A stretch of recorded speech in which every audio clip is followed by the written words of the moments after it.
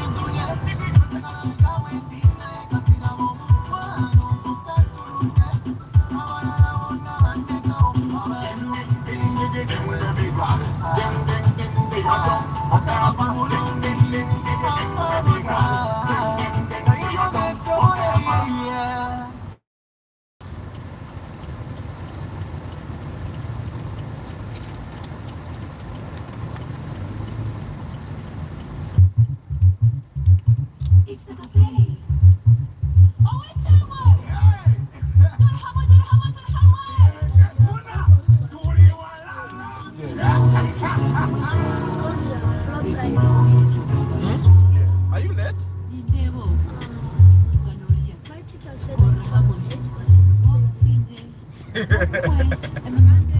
My teacher said I come at 8, but it's 7.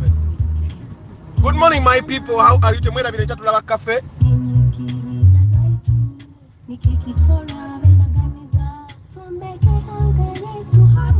Yes, we can do it together as one. We can do it together as one. Eye mukukora, mbagana tuwana gana tusonjakana. Na yetu patile wamu. Ati agali awamu gegalu minyama. So we can do it. We can do it. Yes, we can do it together as one. Tomorrow you are where we are watching the cafe.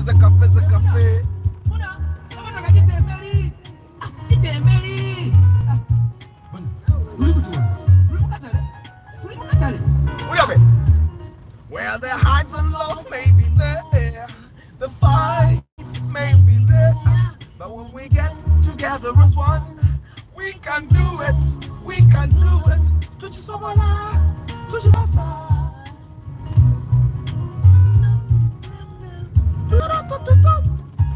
Bana itemwena bila kuraba the cafe tomorrow. Kankade na mwaka himba kanu. Urimba rutuyingiremu. One more time and then we start the broadcast.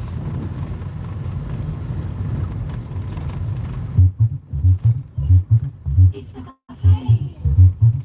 Oh, it's so much. We can do it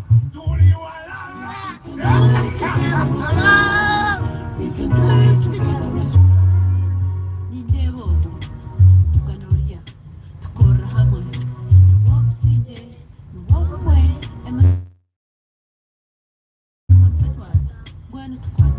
We can do it together as one.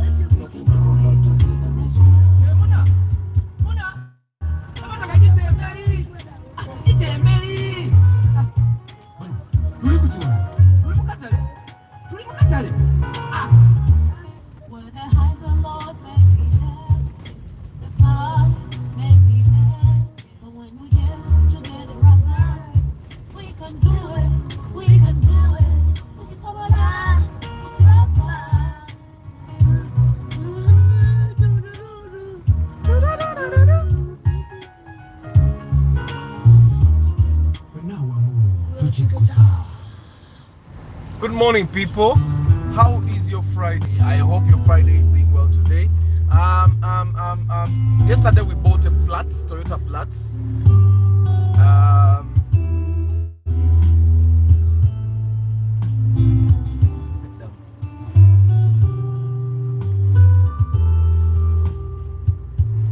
Yesterday we bought a Platz. We bought it from the gentleman that we bought the room on Wednesday. Is the gentleman that owned the Platz. I had totally forgotten about it. Then my mechanic reminded me to why. You don't know, man. So basically,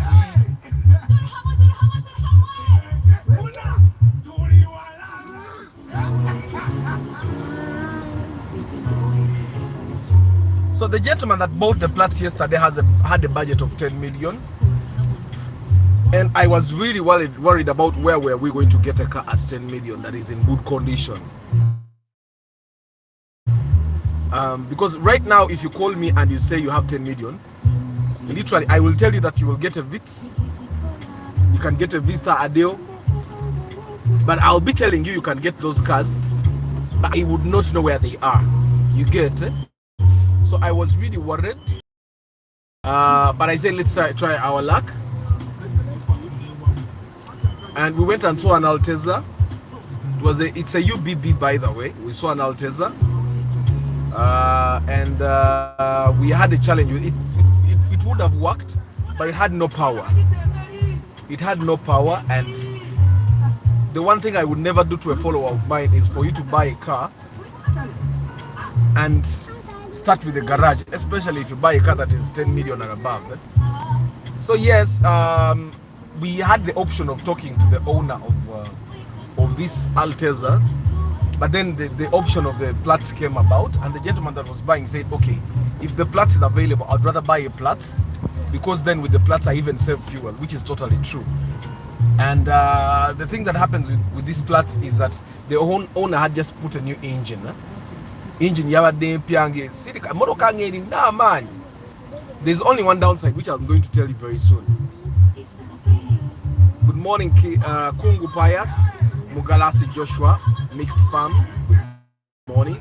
Chigozi Stanley, good morning. Wabuyi Nelson, good morning. Tusime Eddie, good morning. Muyombia Mac, good morning. Travel Life Vlog, good morning. Africa Carota, good morning.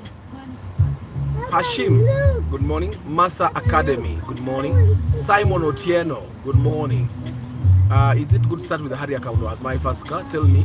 They are not. I can tell you the Kaundo is a very nice car. As long as you can afford it, buy. No one should stop you. For the first time, I have timed Atha. Thank you. You like my honesty. Thank you very much. Jerome, good morning. Hajara, good morning. Moses Heath, good morning. Balvids, good morning. Matembe Abdur Nasa, good morning. Lucky Mose, good morning. Omeja Moses, good morning. King Daniels, good morning. Anselm Isaac, good morning. Henry, good morning. Sister Locks Uganda by Ivan, good morning. Prosi Bravo, good morning. Hey, wajita Mark to Grandi to Limaso. I was imagining Mark to Grandi we buy here in Yuanga, we annual Catoro Markex, Markex came. But it's a very nice car though. Zombie, Mark 2 Grand, Mark X, they are both good cars. Good morning, Namanda Barbara. How are you today? I hope you're doing well. Then Rumion here, Maso. Rumion here white here. I can't get you, ma'am. Singers in Okale and makes it a little. Of course, the silver is, but the way the Rumion looks on the outside, though, it's not convincing. Something is missing with the Rumion outside. Although I would not fail to try it out. But it's not convincing as a car. What way chibulamu ekitategereke car? What way ekitategereke ku Rumion? But inside it's a very comfortable car though.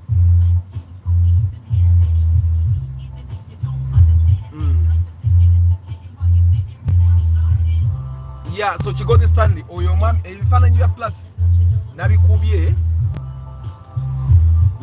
nga room yone parking aside that Platz twabadde tuli waliwo twafunidde sente z'emmoroka eyo and we had to drive to Bombo. Of course this gentleman yaguze emmoroka yayongeddemu sente z'amafuta yanyongedde amafuta agantute Bombo, so we had to drive to Bombo to go see the Platz before we decide on buying it. And when we went to Bombo, we drove the car and yeah, it was we found that it checked all the boxes. Era ne transfer twagikoleddeawo buutu ya moroka yange. We got our transfer forms. Yeah, so the transfer process is starting today, so I'm thinking by like Tuesday, Wednesday the car will be in the names of the person that bought it yesterday. Yeah, so the Platz is what we bought yesterday. I expected the Moroka bid is okay. Like, you know, when you have a small budget, even the options are not too many. That I can tell you. Like if omuntu agenda okugula Moroka ya bond, ngoine million zo asatu, you can literally walk all bonds of Nakawa and you may end up getting a nice car. Sometimes nicer than what you imagined. Okay? But omuntu aina million kumi, you don't have a lot of options of cars to kind of look at. Yeah. But kasatu afunye Moroka, the person that bought the car is very happy, by the way. He's very happy about the buy, and I'm happy too. Moroka jitu afunye at 10. Go to any car bond in town, it will be 12 or 13. I'm telling you. With the health that car had, egenda kuba million 12 ku 13. Ekyo nkibagamba.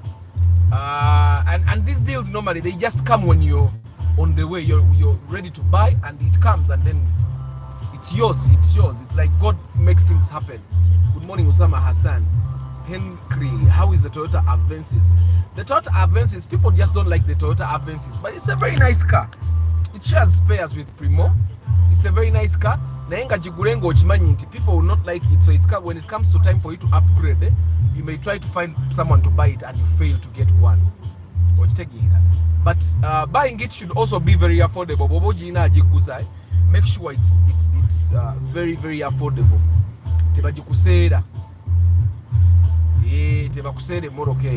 So today we are handing over our chigege to the driver.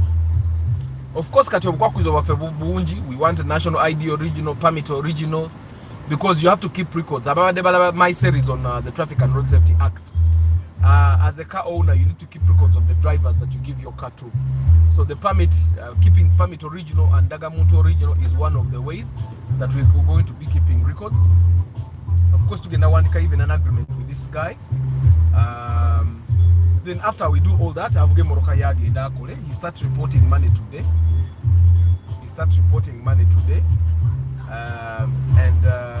So anything that needs to be done, but I'm going to take the pictures today and I'll share. So anything that needs to be done on that car, then the car has to make the money to do it. We already have another driver on standby on Uganda to Sumbua. You get? We already have another driver on standby. So, but Mark, we are testing the business to see how it works. If it works out, the gentleman that bought the chigeka can buy more chigeges, but he wants to take, you don't test the waters with both feet. So cannot take a chicken chimuno or a chicken and mass. You're not hearing properly. Okay, let me see. Can you increase your volume? Increase your volume. After these people that sing having cars in bonds, especially white kings in TikTok, do they walk the talks? What's your experience? Sometimes they do, sometimes they don't. One thing you need to understand about people that come on TikTok and tell you I have cars, majority of them are not the owners. Okay, most of them are not. Okay, all of them are not the owners. Because if I don't tell you that, I will not be honest. All of them are not the owners. Most of those guys are the brokers. They are the brokers. People that own cars, they don't have the time to do that. Especially they don't have the time to go on TikTok and try to show people so majority, most of all these guys, baba inamwe moroko jakusanga inamwe moroko emu nenga atakulage moroko amakumi abiri. So I'm going to ask you one question, and I probably then it will give you a reality check. If you had capital of about 150 million, right? would you have time to go about talking about your cars when there are brokers that are going to sell those cars for you over waye mitwaro 12? Maybe not.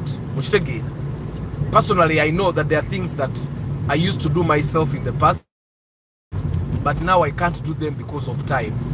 Omuntu alina capital with a million ebibiri obudde obubeera ku TikTok live for 1 hour. Olaba nange the only time I do live broadcast is when I'm driving. It's very hard for someone to say kati ngenze mulimu ngenze kola TikTok nga atenga. Anyway, I'm not trying to downplay them, but I'm telling you the fact. But sometimes they have good cars. They are not their cars though, but they have good cars. They have access to cars because they are brokers. We have bought cars from White King Motors. We have a number of them.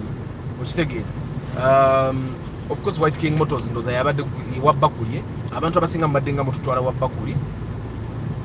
Temututwala walala because nyine ebifonze bye omuntu wankubira njagala gula moroka ngende no nyevu bisigenda mu.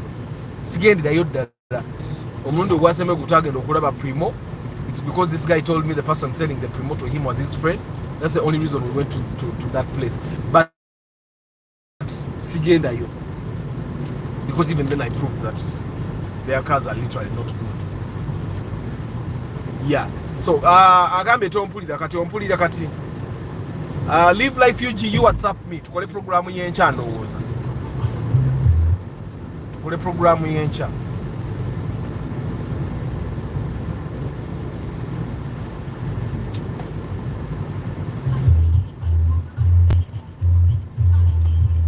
Triangle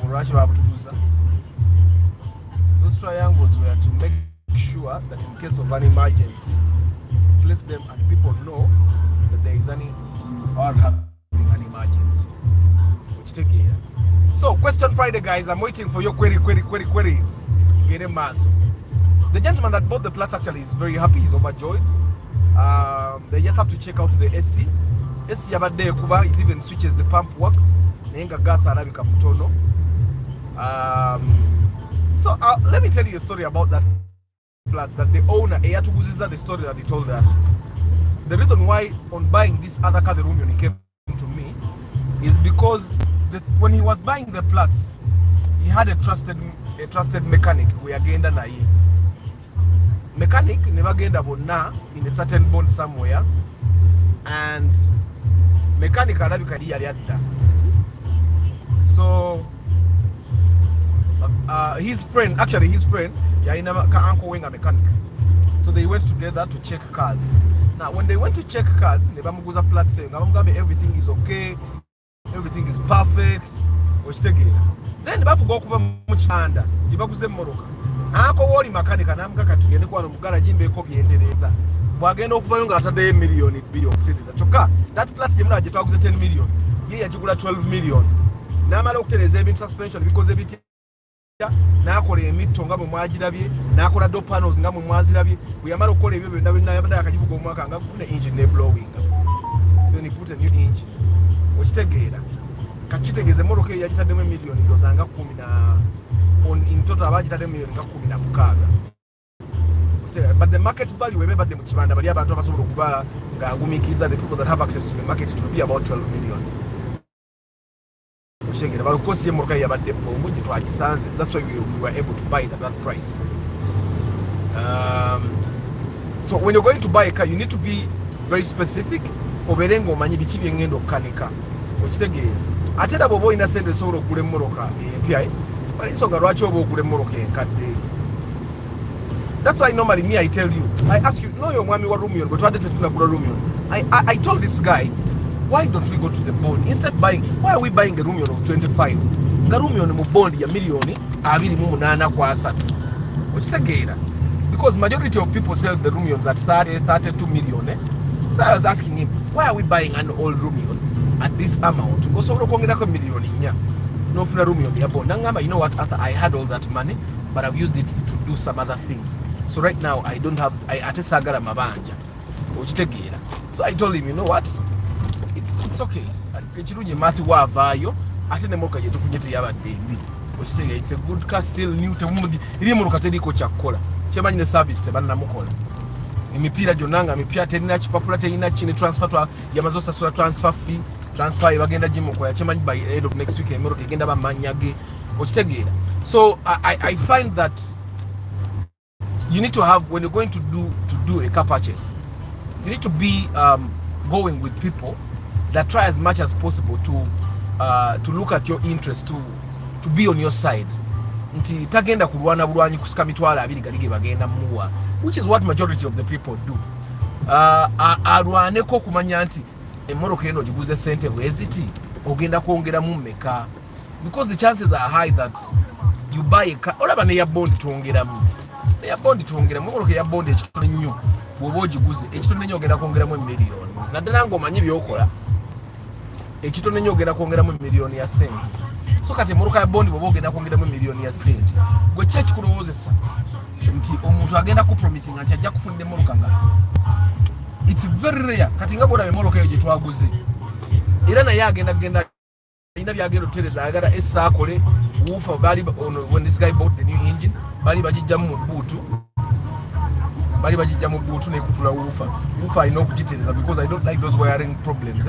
Bisobola okwokya ennyumba, okwokya emmoroka. So they are going to fix that wiring, but it is twawulire mulimu petrol. Now the funny story is, when these people bought a Romeo, bangamba balina full tank y'amafuta muka Platz.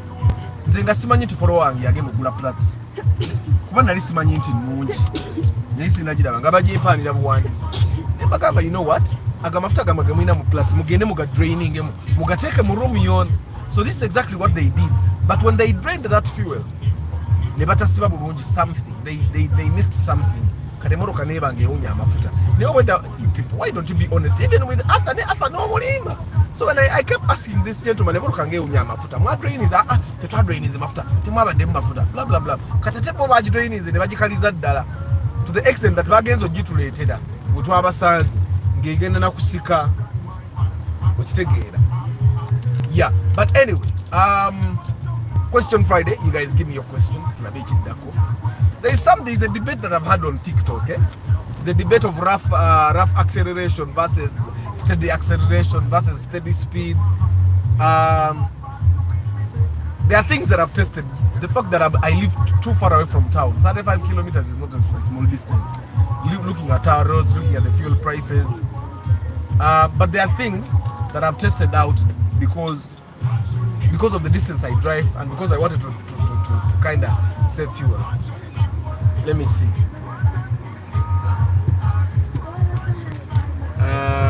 Baba cancel me comment. Banyina jijja ko bujja bana. Aweri ku one. Is that okay now? Arthur, these people that sing, okay, Chibuka Nakumaze, Chris Fitness, good morning. Hey, Chris Fitness, how would you guys? It seems like you guys, it's your sound that has a problem. You increase the volume. We are hearing, but the voice is competing with the music. Atekati. Eddie Pro, good morning. Chris Da Vinci, good morning. The Platz was at 10.5. Yeah. Ate we got it. That was a very good offer. Gisange mu kibanda wonna yalibadde ya milioni nga 12 kubulamu bweriko. Engine yabadde yakateeka mu mpya. Pia moroka ngelina amaanyi. The sound even of the engine, it doesn't actually sound like a 1 liter engine. It's a 1 liter. So I find that if you find a bit that's weak, probably you're going to buy an engine very soon. Kuba twasanze Alteza nga nayo bagitugamba sente zimunga ate Alteza eri ku UBB naye nenga Alteza teyina maanyi okitegeera. And I said no. Nebagala tuogere n'omusajja asajja. I said no. Tewali nsonga lwaki omuntu omuguze moroka nga atagenda sokera mu garage. Segera so. Alteza nenchifuwa.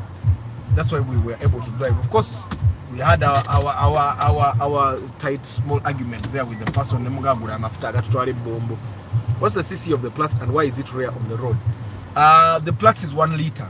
Now, the question of why the Plat is rare on the road is this. The Plat is rare on the road because it's a Vitz with a boot. You know what happens with a Vitz with a boot? People load it or sometimes overload it. Now, what happens when they overload a car like that? What happens when they overload a car like that? Emoroka ya 1 liter no loadinga katinga this gentleman actually yasinga okuta engineer. He's an engineer. Yatuguziza. Egambo yagitwala eyo nga sorry, someone tried to call me. Gerald, the Platz is rare on the road because omotoka obwo bulaba abantu babutikka ne beerabira nti kasisi 10 oba 10 because most of them are 1.1 liter and 1.3, and people forget that and they overload them ne bufa. Then abamu bwe babutikka ennyo bukutuka ne weesanga nti balina tema buteme. Then abamu avuga Platz eyo ne yeerabira nti it's a Platz n'alowooza primo n'agidduka nnyo. Kati mu kugidduka ennyo ne bagikuba ebigwo. Kubajjukira ka Platz ako kalina engeri gye kayimiramu etategeerekeka. So you just have to be good morning Sodice, King Daniels, Micho Selector, Clark Rhyme, Norman Karuhanga, Chris Fitness. How much could he go for to acquire a 1 liter Vitz? Over he wanted a boot car. And Chris Fitness, the question is availability, Chris Fitness, at the time that you want a car. Then ekirala nabalabyeko bantu when you come to search for cars. Guy yazze sawa 8. Twategeragana akeere naye yazze 8. Kitegeeza even tomorrow he will come at 2. At 2, there is no way of looking for a car. Also Chris Fitness, omuntu ono bambi yaguze emmotoka, musajja mukulumu, he's a business person. A car with a boot works better than a car without a boot. At least with the Platz, nobody actually knows you're driving a 1 liter vehicle. Okitegeera. Also, at 10.5 it's possible, yes, we can get a Vitz. But how good would the Vitz be compared to this Platz? You know, Platz nkubulira Chris Fitness mukibanda erina kuba ya million 10 neza ne botambula bano no kubanga emmotoka eyo Platz eyo giraba nga bweri abasuubuzi basobola gigula miliyoni 9. Omusuubuzi bwagula ekintu miliyoni 9 katugambe kali bagiguze 8. Omusuubuzi bwagula ekintu miliyoni 8 ajjukira abasuubuzi bo bagula aweddemu. Omusuubuzi bwagula ekintu miliyoni 8 kitegeeza gwe buzuuzi okola miliyoni 3.5 kitegeeza agenda gitunda miliyoni nga 12-13. Okitegeera why? Because agatamu parking n'agatamu zi licenses ezasasula membership fees and all n'obuntu bwakozeemu. Okitegeera. So the Vitz, me personally, I would not actually recommend him to buy a 1 liter Vitz, because when you look at omuntu wamulabeka yaguze emmotoka eno naye muntu wabuvunaanyizibwa.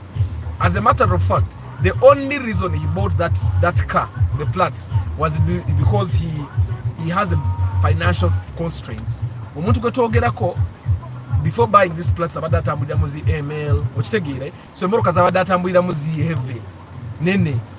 Naye he got financial constraints, business ye yafunye ebizibu, and he had to downgrade the car. Stay away from the door. So yafunye financial constraints. His business went down all of a sudden.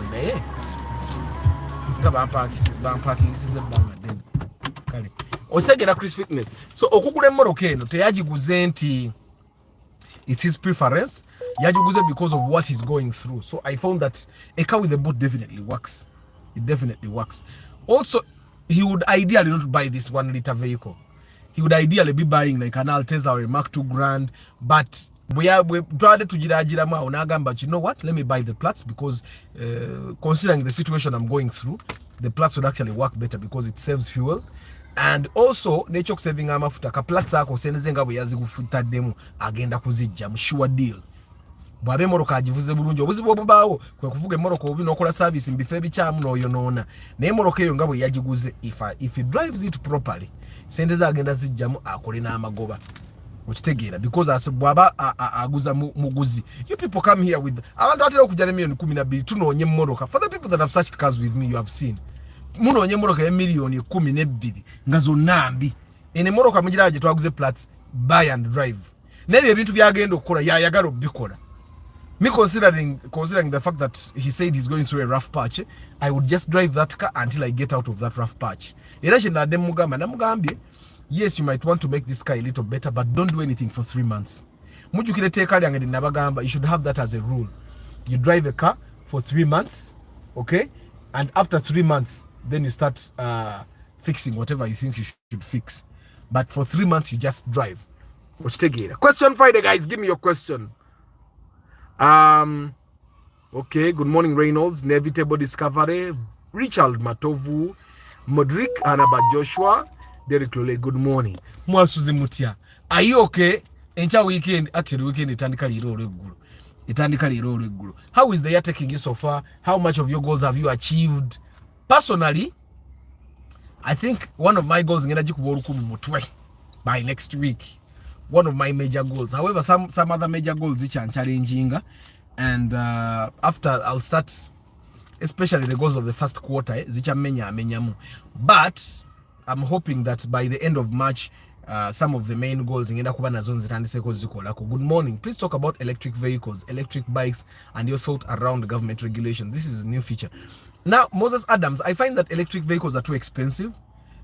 It doesn't make sense. Anybody that can buy an electric vehicle in Uganda can afford any car. You get, because electric vehicles are not just expensive to buy, but they're also expensive to maintain.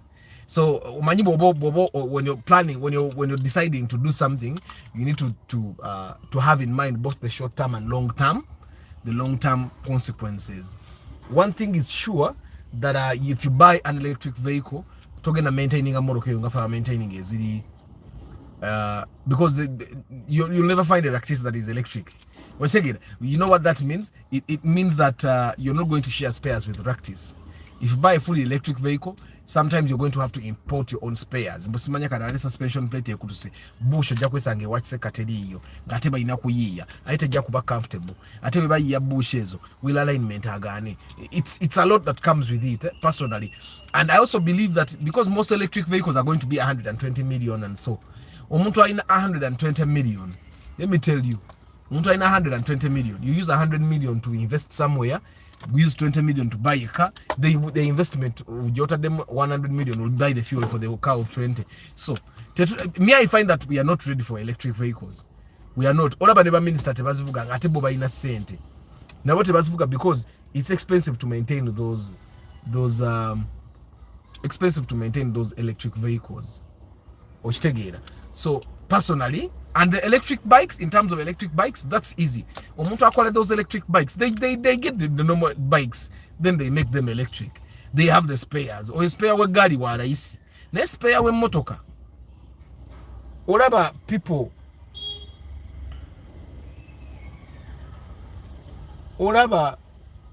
people buy hybrid vehicles and they still struggle with the hybrid vehicles. But what will happen if when it comes to time for us to use the electric, still you will struggle. But I find that if you have enough money that is enough to buy an electric vehicle, you might as well be able to afford a business that can look after a petrol vehicle. There's a time I saw it was a lawyer in a field a hybrid. Naganze hybrid ye yentami. Ngatana jivuga ya domwa kana engeri andali food. Katingabageza ko ditetenkanya. And one thing you need to understand, even the mechanics that specialize in those rare vehicles, electric or hybrid, now bay atebe matida. We were talking yesterday, the other day. What was it?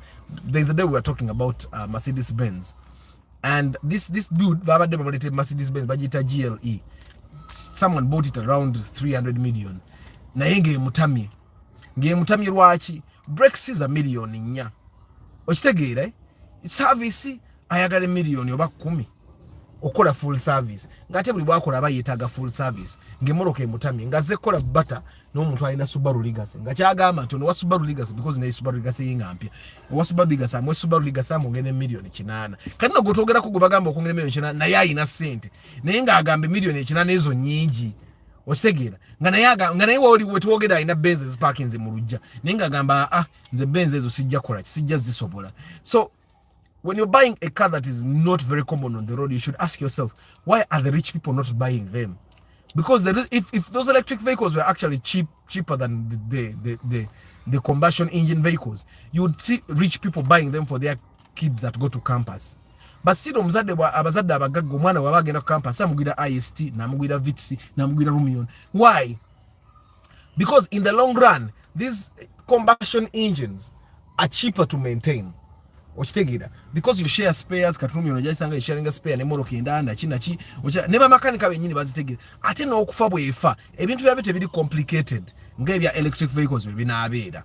Then ekirala kyolina okumanya, in the kind of environment where we are, the kind of roads we drive on, olumu ekibuga ne kifloodinga kati bwe kifloodinga zine mmoloka eza bulijjo tezirina a lot of electronics olumu amazzi gayinza oyingira mu kasensa n'epipira n'egira naye kati emmoloka eri electric olwo enkuba bw'enaatonnya nga nnyingi olwo togenda kuvuga kitegeeza you have to buy an electric and also have a combustion engine vehicle nti when it rains too much then you don't drive the electric one you drive the combustion engine thingy okitegeera so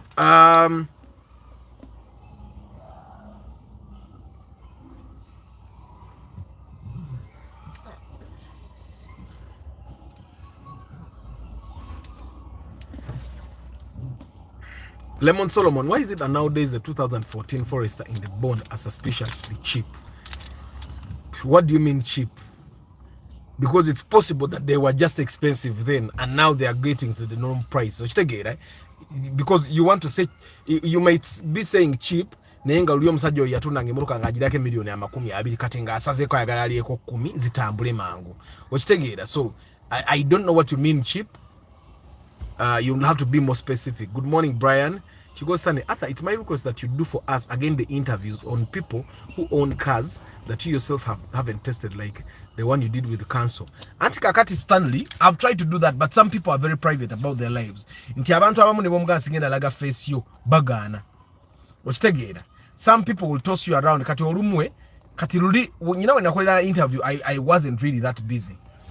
Nakola ngezo interview ngomuntu omwesibako no mutambulira but these days you can't toss me around 4 times ochitegera you can't be forcing because I have a lot to do like even right now today wano na ye you know omuntu already needs the call that I got nejako job broadcasting already needs then I have a lecture to run in the still morning up to midday then I have a meeting at midday ochitegera kati sometimes the time is limited. That's why I do research. That's why I'm saying that if it needs me driving whichever car I can drive and the motor nze oline wajane 9% zoka ze enter demo nze njimu na agenda and I buy another car and I test it ochitegera because ababondi abali badde bampe morokezo to do reviews on them ajja kwagala ate omulange me I don't want to compromise my genuinity ochitegera because as long as I don't advertise for people, I still have that authenticity. So I don't want to be compromised. Ntate orokuba mugara mubondi yono nkoze mu review field 10 oba nkoze mu review ne moroka neno kati ate nyino kumwogera ko murangi I don't want that and that's what most people want to do. And I'm not going to go that direction. So I will try to test when I get someone that has after we will do it let's link up and we don't link up still. So it's totally understandable. Some people want privacy, some people just don't get the time. Thank you, Ragnar. Some people don't have the time, some people want privacy, and I want to respect that. But one thing you guys need to understand that majority of the cars on the road right now have the same engine. Now, the problems that are associated with one engine, let's say the engine that is in the Ractis, are the problems that are associated with the engine that is in the Sienta. Now, people were asking me why are Sientas not that popular. Sientas are not popular because the Sienta is a 7-seater, but it's a small car. People load it like it's a 7-seater, like a Wish. And that's how we was it. Because the gearbox is it already, but that's why it dies. Then, because Sientas were popular before the Ractis. Okay, the Sientas were more popular than the Ractis. They came before the Ractis. So abantu abagula Sientas olwaki zaafa nnyo, it's because abantu abavuga Sientas otwaite tetunategeera CVT and all ne bazitta mangu. But the Sientas literally have no problem. So you can buy a Sienta. As a matter of fact, yes, I don't like the Sienta that much, but I'm considering driving the Sienta just for that. So was it Stanley? I want to do the interviews, but people are not really receptive to the interviews. You'll realize that some of the guys that I did interviews with Mbamanyi personally, so it was very easy for them to give me the interviews. Now, of course, right now if I approach people, they would give me the interviews because I'm the author. I am. But way back when the interviews in the same bio corner, like you would go to someone, I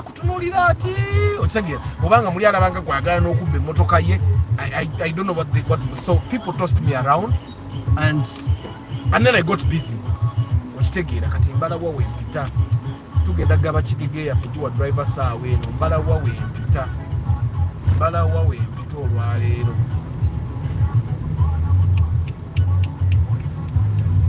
Jagala kwewala jam. But it seems like I don't have an option. I have to go by the same direction. Let me see. So anyway, guys, question Friday. I'll try to do the interviews, by the way, Stanley. But one thing you need to understand, the thing that I realize about these cars, what we would be looking for, what information we would be looking for.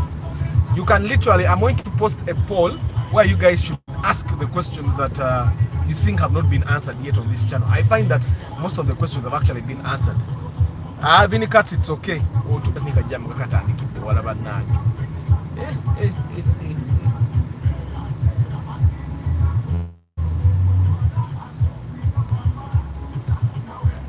Hello from South Korea. Wise words. I mean, Moses says, how about you get us someone to teach us about filing income tax? Okay, we are going to do that, but Moses says, filing income tax. For you to learn how to file income tax, you have to enroll for a course that will take you about 2 weeks. It's not an easy, but for them to talk about income tax, I'm going to bring someone definitely. Please remind people on why you advise not to work on a cupboard for 3 months. Okay, guys. Watching bagamba muleme kola ku. Let me just work on something here. Yeah, that, yes. So watching bagamba nti emoroka bojigula, don't do serious work on it for 3 months. I normally say this because the excitement of a car normally lasts about 3 months. Actually, for me, the excitement lasts like a couple of days.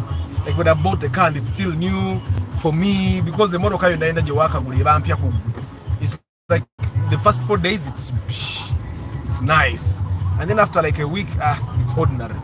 So but for most people it will take even 3 months for them to get over the fact that they have just acquired the car, and sometimes it's a month. But why I'm saying 3 months is that in 3 months you have not gotten rid of the excitement of you having another car. You have started feeling the car is becoming part of you. The car is becoming ordinary. Then after the 3 months, now you know the things that you need to do or not need to do. That's why I normally say, in 3 months, constantly in 3 months, you would know what the problem is with that car, and then you will actually work on the problem. Sometimes in those first 3 months, simanyi lwaki emmotoka simu sagitadde mu airplane mode today. Ate jangu akwata fifika bali abaliri batambo. Anyway, guys, I advise you not to do major repairs on your car or major upgrades on your car for 3 months, because in those 3 months you never know, you may decide that you don't like the car anymore. Kati bobanga obadde okolako major repairs, okola loss, obeera okola loss kati, which is why it's important that for the first 3 months you don't do major repairs, don't do major modifications. So kovuge moroka nga bweri, especially the cars you guys buy with me. The cars you buy with me, I can tell you for the first 3 months you will not get a major problem. Okujjako the problems I've told you, because there are times that you can buy a car nemukugamba ogenda kukola kino, ogenda kukola kino, ogenda kukola kino, they are sent away it kino kikolerewo, kino tokikolerawo. I've constantly told you about the gentleman we bought a Makex with. He had a lot of money, naye yangamba ina ntono, kati netugula moroka yesente ntono, nemugamba n'ebintu byagenda okukola, nemugamba kino ogenda kikola bwe ruti, kino ogenda kikola bwe ruti, kino kikola. But because he had the money, and I think excited about the car, he spent a lot of money in like the first week.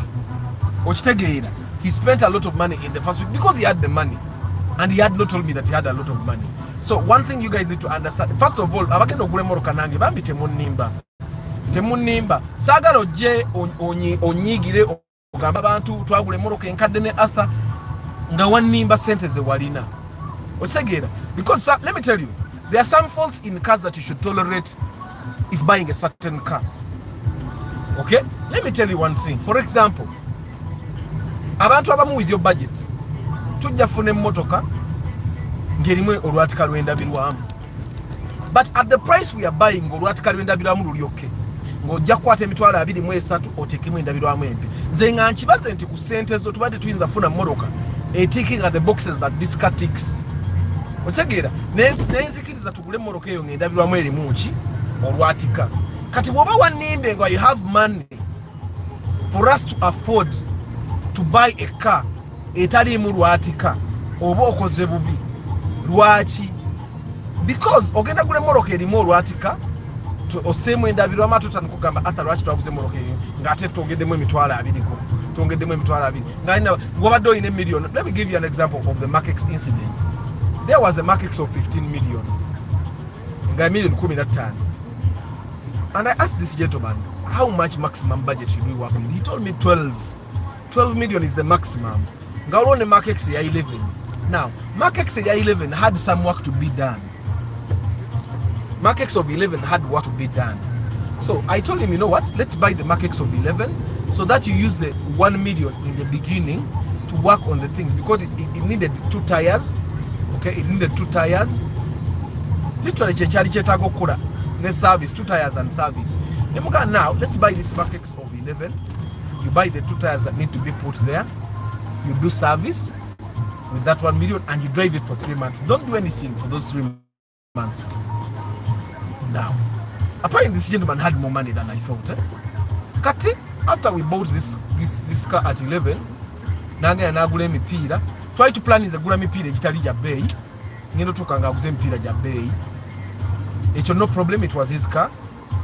Service n'agikola no problem. Then natandikira okanika SC. Kati ate bwe namusindikira omuntu wa SC.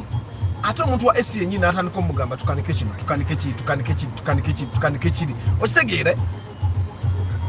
Ndooza wiiki emu egenda okugwako ndooza ng'ataddemu emiliyoni nga 3. Kati you can imagine if you had bought a car of 15 yayita yeetaagako byakukola bingi. Okitegeera? Ate nga n'ebintu bye yakola ebimu yayita byetaaga. For example, let me give you an example, which is why I ask background questions when you guys come to me to do pre-purchase inspection. The example is this. Osobola okubanga you work from home, like majority of my people. Abantu abasinga benyambye kufuna emmotoka, they work from home. Okay? Osobola okubanga you work from home. Omuntu working from home. Point yange tebuzemu.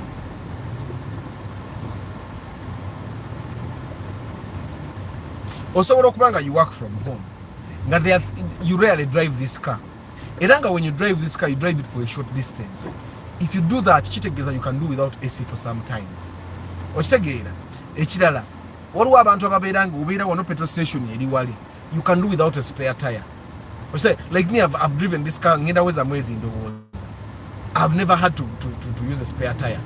Kitegeza, the spare tire is literally useless to me. Okitegeera? One of the things they made this gentleman do was buy a spare tire, which he did not need. Nemugamba teweetaaga spare tire. Why? Ng'abeera wano petrol station eri kyemmangawo bakola emipiira. Nemugamba 1, emipiira egiri ku mmotoka yo mipya.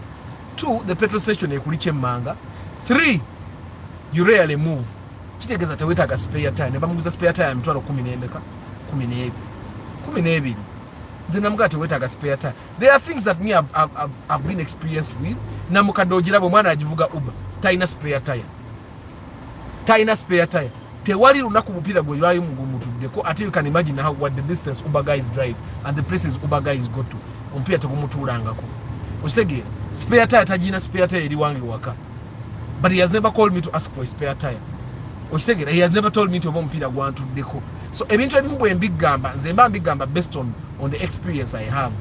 Okitegeera? Kati ono ate bwe nakubira omusajja ono gwe nasindikayo kukola esi nga mugambi bambi tukola bintu mwami we byakugamba nakubira gayiwa esi ngamba banange ata gwe kyo ngamba okola tokimanyi. Omusajja ono bwe mugamba kino tukyetaagisa ate anyiiga bunyiizi kati nange kambikole. So I'm imagining that guy ono yatandika okukola, then he realized ono guy ayina sente naye n'atandika okuzirya kivubi nga tukole kino tukole kino. There are things that we would have even done cheaper naye ng'oli yabikola more expensively because guy yali let's do it. Ngalinga ku timeline. That's the excitement I tell you guys. That's why I tell you, for 3 months, don't do major modifications, don't do major car repairs on your car. Nadala ngo ogiguze nange. Ebintu byankugamba nti tugiguze olwaleero kino kikole enkya byoba okola. bwe tugula emmoroka nange naye nkugamba omanyi genda ogula emipiira ebiri okole ne service kyoba okola okitegeera sikugamba nti ate gula emipiira ebiri okole ne service n'otuuka kukyusa oil wa engine bw'oba okyusa engine oil ate kati owa petrol station nakugamba kate ne gearbox ndooza tugikole okola yaki okitegeera oli anoonya wakugiramu ssente. There are things that you ebiseera emu ne makanika owange yennyini nyayogera ne mugamba nedda ekyo kyemukikola because yaba akola gwoba ofulumya. That's the thing that you guys don't. Yaba akola gwoba okola ki gwoba ofulumya ekyo ekintu mukyerabira omuntu bwakugamba because you love your car oli nakugamba tukole kino gwe nolowooza akwagaliza nnyo okitegeera naye nga ate bw'obadde ogula emmoroka eno you had a plan. I don't know if you guys get what I'm saying. Good morning, Judith Namato. Frank Waswa, good morning. I'm soon getting a Toyota Rumin. What should I look out for as in maintenance? Nothing. Just buy your car. Just make sure you buy a good car. Good morning, Saidi Kalavas. Good morning, I mean Saidi Saidi. Iga Sharif, good morning. Barbara, Arthur, do I still have a chance to get an IPSAM of 3 point? No, you don't. I'll pay. You see, Namanda, the IPSAM Janagule Milesa Pechituno, Ingin Yarimu Bafu. It literally had a bad, it did not have an engine. Najitakana ku break down in engine to an engine kanika. So I don't want you to think you can get IPSAM at 3.5. Najigula 3.5 nainga engine irimu bafu. Era bwe namalo jigula 3.5 nensasula ba makanika abagisiba engine nengula spare, even bought about 2 pistons. Osegera nengula pistons, nengula rings, nengula piece ne main ne bagisiba engine ne bagizaawo. Osegera so emoroka ya million esatu ekitundu esaawa eno mpozi gogenda gula kastality akakadde nnyo. I'll be honest with you. So I don't want to have your hopes high. Sali akadobeerawo ngolowooza nti you can get miracles. 3.5 a car, actually a car 3.5 right now is a miracle. Iranze sikinoonya tompa na sente zo njagala nnyo sente za inspection tompa sente zo. Actually namwe abe million 5 zimpe naye ng'ozimpadde sikupromisinga. I'm telling you. Naddala wina million 5 mbusimanyi oyagala gula Mark 2 muso ogenda jijjamu. Million 5 zigula 10, million 5 zigula 200, million 5 zigula karibu ne jitwaling tezigigula. Million 5 zigula 10, 200, karibu each other car. Nezo nazeze moroka mu million 3 kitundu ogenda kutama. I'm telling you from experience. Emoroka yonna gyogenda ogula million 3 n'ekitundu kati. 3 ekitundu, my brother, my sister. Hey. Tochawaje kufunidde kuba naye abadde agezaako kufunira mmotoka. Okitegeera. You see, even cars at 10 million right now, people buy and invest more money. Okitegeera. Gwe ngoyagala gula million 3 kitundu. Ekiso bannange emmoroka million 3 ekitundu Barbara nedda. Sente zo zitereke. Olaba ne pichi 3 ekitundu eba erina ebyokukola. Ate nga pichi empya ya million oba 5 kitundu. Okiraba naye nga ate ey'esatu ekitundu ngende bitala bitukutta afaani kale kambaze kubala bantu bange nze naaba mulungi omu. So anyway, Barbara ndowooza otegere million 3 kitundu ogira ozinteka mu business. While on the road we drive 5 cars. Which are they? We drive 5 cars. You drive the car in front of you, you drive the car behind you, and the 2 cars in your side. Teziba neyo zimoroka zibagamba ndowooza 5 in front, behind, the sides. They're not actually cars, vehicles, not cars. Because a bicycle is a vehicle, a motorbike is a vehicle. Just again.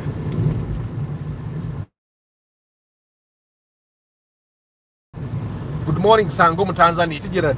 Arthur, I'm planning to buy a Mark 2 Musota or a brand of about 8 million to 10 million during my 3 months vacation. Of these 2 cars, which do you recommend? And what's the estimated depreciation of 3 months? Now, if you're going to be home for 3 months, why are you too specific about the Mark 2 brand or Mark 2 Musota? Because both those cars depreciate. If you're going to be home for 3 months, let me see. If you're going to be home for 3 months, all those cars are going to depreciate up to 2 million. I'm telling you a fact. Kati me, my advice would be wogenda bera a worker for 3 months. Lwaki tofuna omuntu gowe million yeze 2 n'opangisa motoka. Omunebo oba muwadde million 3 kakadde buli mwezi. N'opangisa motoka olumo ojja pangisa ne motoka nga mpya weevuge million z'omusanvu zireke ku account oddeyo nga million nga you have not gone through the hassle of looking for a car. I don't know if you get what I'm saying, Gerald. That's my advice. Of course, it would be nice if we sends a pre-purchase inspection. It get to know your motoka. Oshtegera no jifuna. Nzema funamu, but go bato funamu. Oshtegera Gerald. Ekifo ky'okugula emmoroka because emmoroka ejja kusala ne million 3 esobola okusala. Naddala emmoroka gy'ogula million 10. Kuba ekisooka emmoroka ya million 10. It's very rare for you to buy it n'otagiteeka mu yadde 10. On top of that, bw'oba emmoroka ogenda givuga emyezi 3 kitegeeza ogenda tuuka okugitunda ng'obuzayo ennaku ntono ogende. Bw'oba obuzayo ennaku ntono ogende ojja gitunda mu speed. Bw'oba onoba wakugitunda mu speed sure deal egenda kusala. So katulaki ogula emmoroka gy'omanyi nti sure deal egenda kusala ng'ate you can rent a car for a fraction of the money. Thinking about buying a 2004 3.4 V6 petrol fuel not an issue. Your opinion on it? Which car is that, Ahmed? Which car is that? 2004 what? Chigozi, those videos were educative. Sitegedewe muvude. Videos are interviews, I thought the minister, but for some of them, they are not exposed, Papa. I have seen some of them here in the airport. They are way back in technology. Things, however much they have money. Okay. Good morning, Bashir Mokarazi. Chibuka Ambrose. Arthur, how come car dealers who put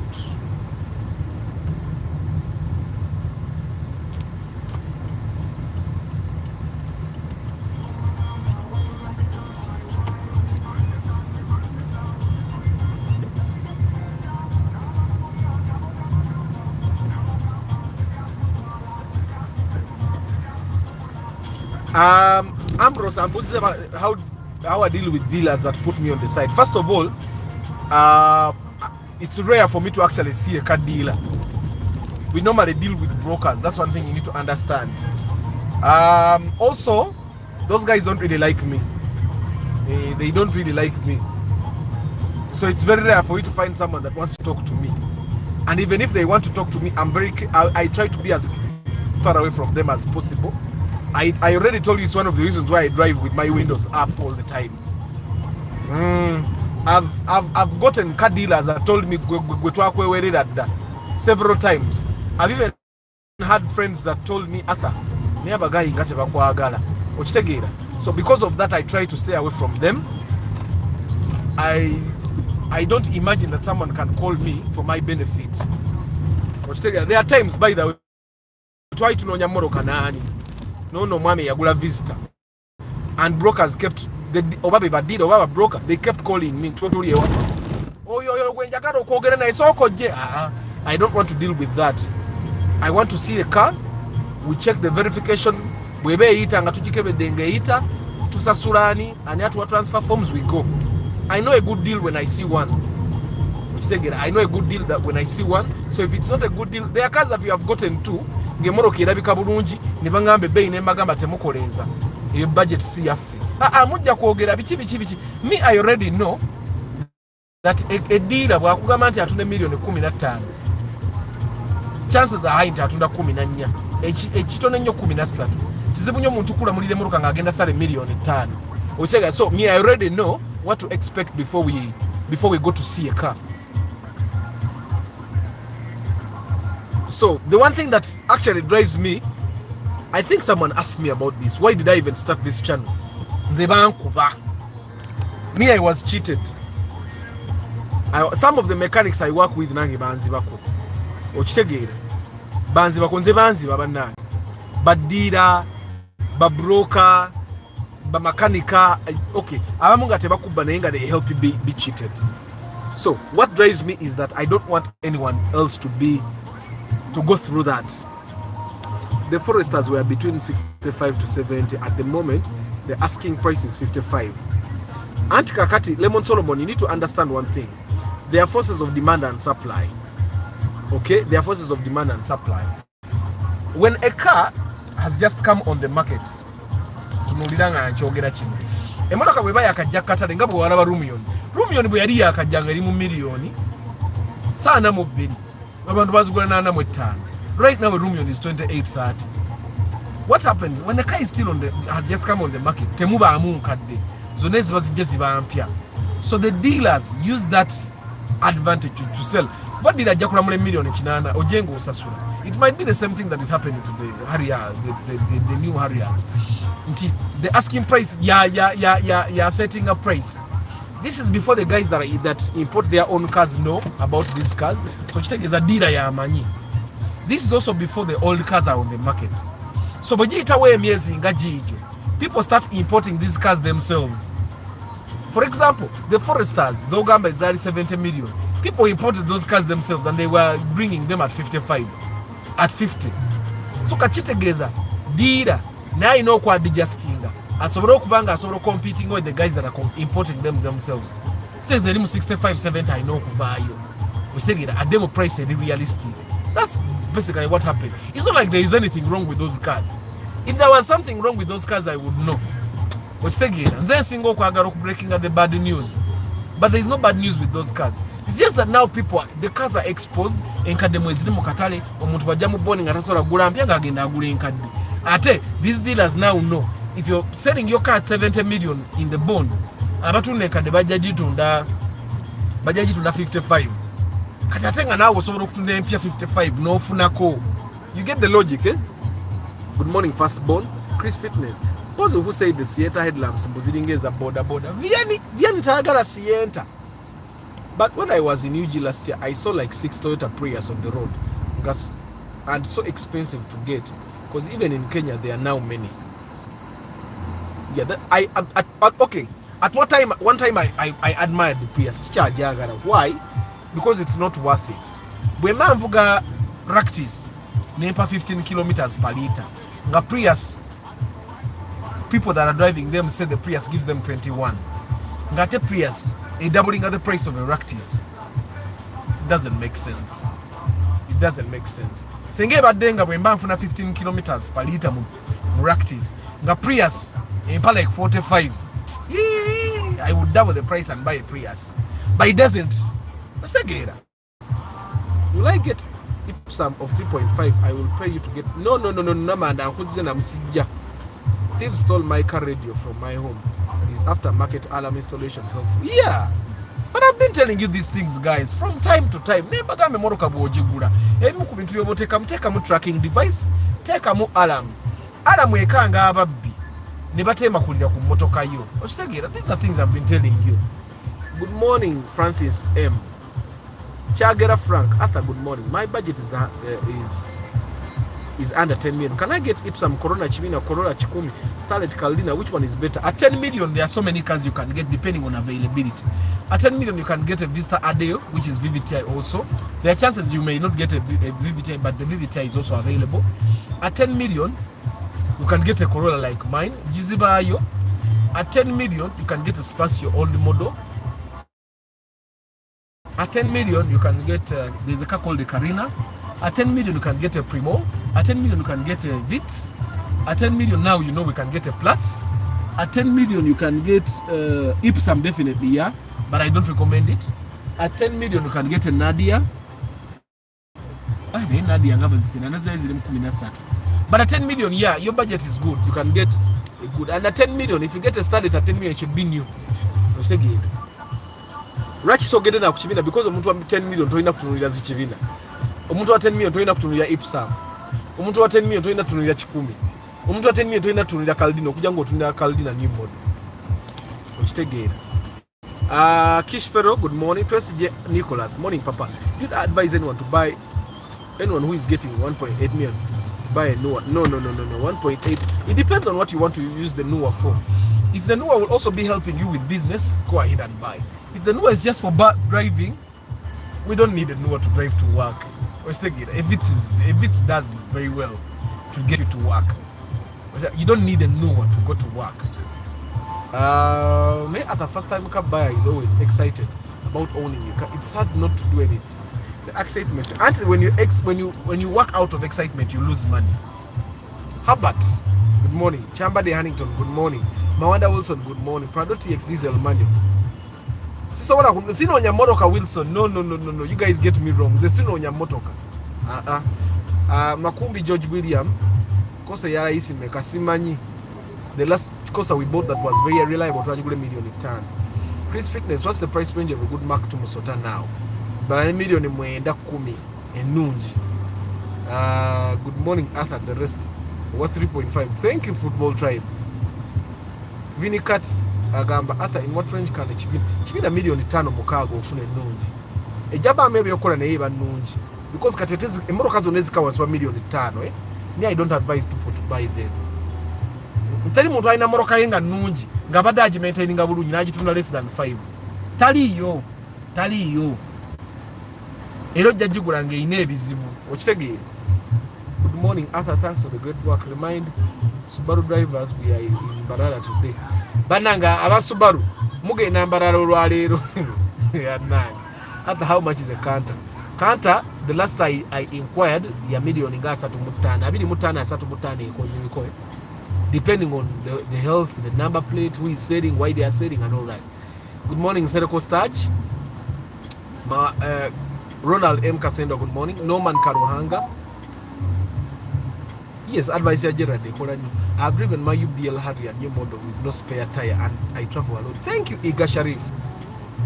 Prado 3.4. Oh, Prado. It's a Prado Tezina Tagali. You just buy. Okay, that's what I wanted to know. I'll get 5 million. 5 million still Ipsam. It's Nengo sort of Ipsam Jibaye million Musavu. Sagara gule moro kambi 5 million zugula chibina chikumi. After Gerard Muleka gule at least fits all model Corolla, I will buy it from him when he's going back. Oh, the Gerard na ati Gerard hizo baya gara moro kanga nene. Wabaya gara moro kanga nene. It's better if he hires a car instead of buying. Good morning. Can you push to start work as a security like a car with them default? Yes. It's also security. I feel at home when I'm here. Na ye bijja kugwa Mr. Arthur mkwano gwanga asoda 18 million ayagala Kanta alindeko 18 million asoda ofuna Kanta. By the way, ajagifuna olumunga talina mipiira, olumunga inako ebipapula, olumunga bode yetaaga okufuuwa, okitegeera naye nga aba asobola nzikira twali tugenda gula ffe Kanta nga tulina tugenda 15 lwakuba yali agenda ogigula n'amaani yeekuba n'azigulamu ettaka naye nga twali tugifunye n'ogifuna. At 14, which Corolla model year can I get? Sagara weronde model. Utandika ne Corolla nga namukadde awo bwe watyo. Si 10 definitely. Nenge emyaka teweronda. Budget, by the guys, budget ya 14 ebyokwenda mu biveeko. At 14, gamba, actually at 14 you should have 5 options of cars. Like, I have 14 million, I can drive a old new model, I can drive a Corolla, I can drive a Vitz, I have a lot of options. Have a lot of options of cars that you can. Tarema Samuel, good morning. After Gerard and Babla should pull their resources together to get a good car. Then after 3 months, Gerard gives it to Babla. Thank you, Omeja Moses. And by that, this is something that you guys can do for the love of cars. Bobango yagara gula moroka ya milioni 10, ngole yagara gula milioni 5, lete milioni 5, noli alete 5 mugule moroka ya milioni 10. Okay? Bobo ogenda bwojimulekere. That's something. Obaba olete milioni 3, oli alete milioni 5, mugule moroka ya milioni 8, ojevuge ngoli wano bobo ogenda ojimulekere. Clip Films, good morning. Travel life vlog, Arthur, how much is hiring a car for upcountry ride? It depends on who is hiring. But pangisa between 100 and 250. Waluneza wapangisa akakaddo olunaku. Omeja Moses, I support the proposal between Gerard and Barbara. And if both of them are single, they can even mingle.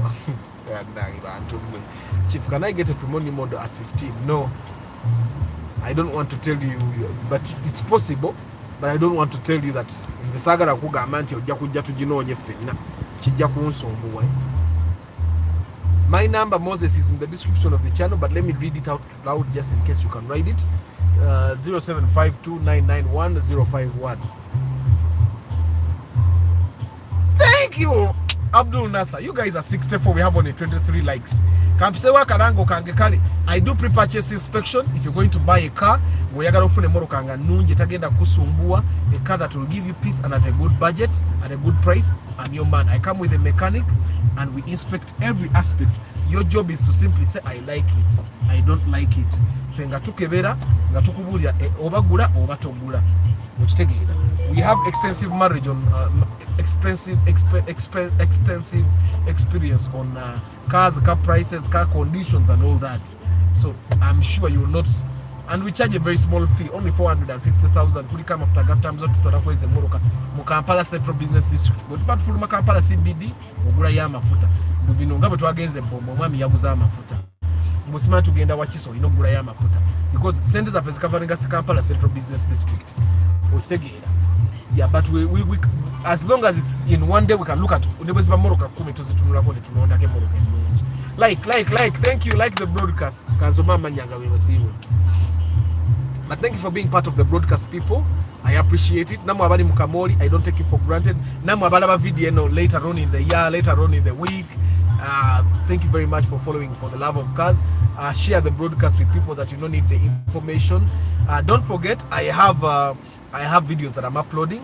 My interpretation of the Traffic and Road Safety Act. It's important that we understand what the law says about you when you're driving on the road, so that we don't make unnecessary mistakes. King Kungu Pius, Mugalasi Joshua Mixed Farm, Chikoze Stanley, Wabuyi Nelson, Tusime Eddie Muyombia Maka Jamba Kichikata Tukola. Travel Life Vlog, Africa Karota, Chigozi Stanley, Hashim, Martha Academy, Simon Rock, Simon Otieno, Chibuka Ambrose, Neighbor Tukutenyo Balimba, or President Jaitao Balimba Nyondo, Jerome Hajara, Moses Heath, Balvids, Matembe Abdul Nasser, Lucky Mose, Omeja Moses, King Daniels, Anselm Isaac, Henkri, Sister Locks Uganda by Ivan, Prosi Bravo, Namanda Babra, Usama Hassan, Muyombia Mark, Chibuka Ambrose, Nakumaze, Chris Fitness Rubura, BTTV, Chikozi Stanley Nakumaze, Eddie Pro, Chris Da Vinci, Mosisi Gerald, Lemon Solomon, Martin M. Michael, Tracy J. Nicholas,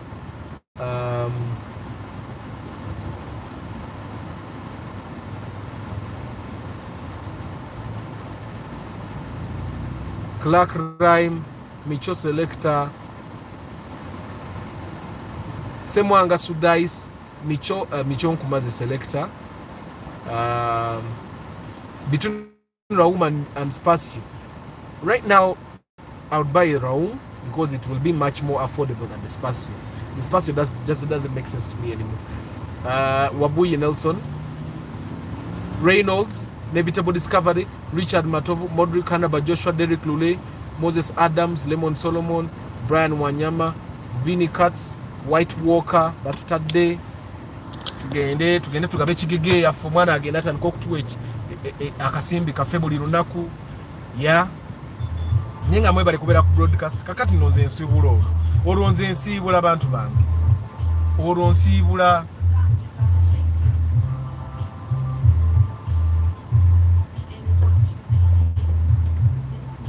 bakubera maso matamanyi munoka batulisa mwe mupape namwe mupapa mwe mutainda papira mwe mwino papira ne mpata papa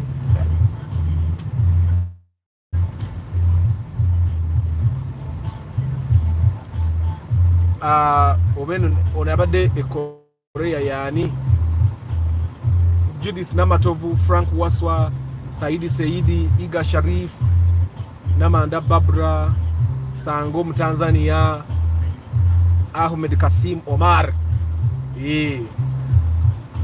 Bashir Mukalazi, Chibuka Nakumaze, Firstborn,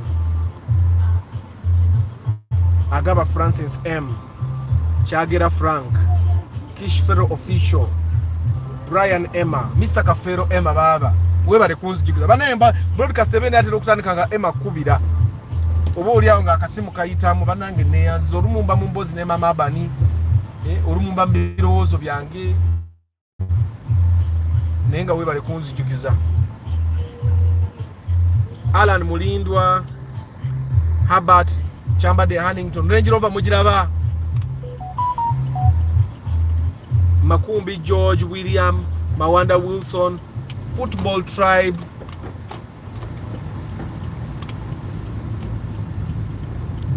Waliwo abadangamba ngule Platz instead of Vitz. Platz munaye mu bond tedi hiyo. Kati ekiriyo ekyadda mu kifo kya Platz gye bayita Belter. Ate Belter bagisera, it's overpriced. I don't think it's worth buying. Because Belter jagisanga mu million asatu mu bbiri. Why would I buy a Belter? Belter is a Vitz with a boot. Kati nze nkwate Belter njigule mu million asatu mu bbiri nga nsobola okufuna Vitz ku million abiri mu bbiri.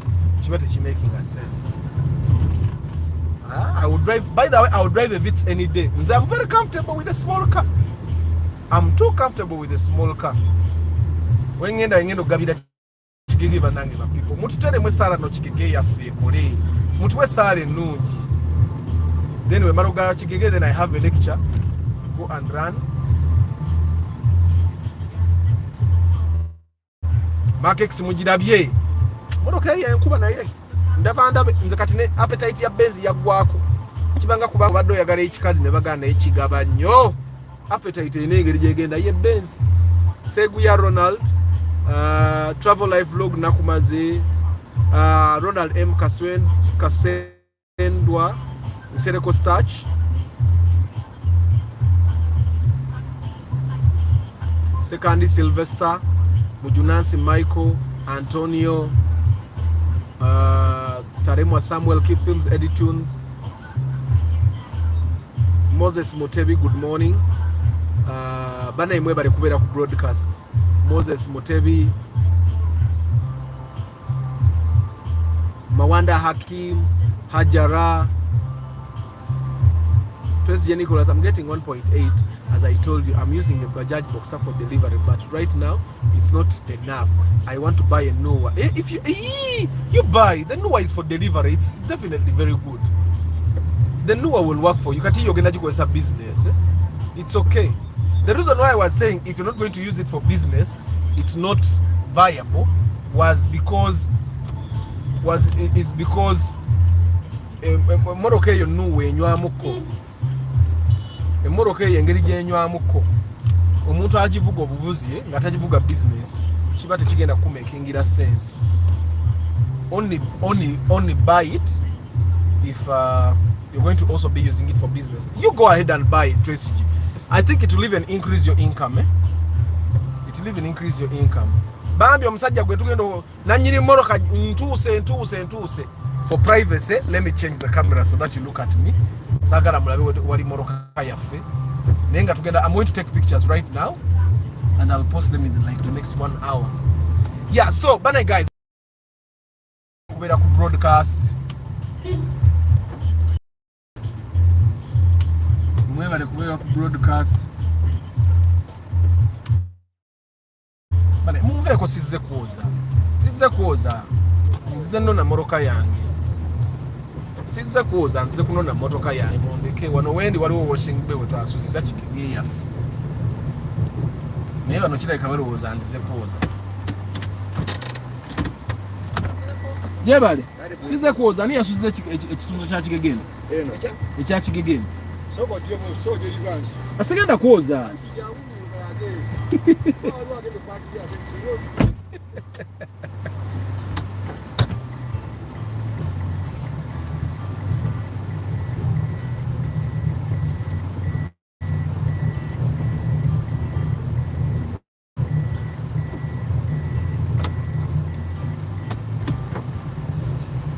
Bane bagay kamba siwuli. Terekoba Williams, Lucky Moze, bana bagay kamba siwuli. Tujja kulabagana enkya ku ssaawa 11. Tujja kulabagana enkya ku ssaawa 11 ez'olweggulo. Mukama abawa omukisa.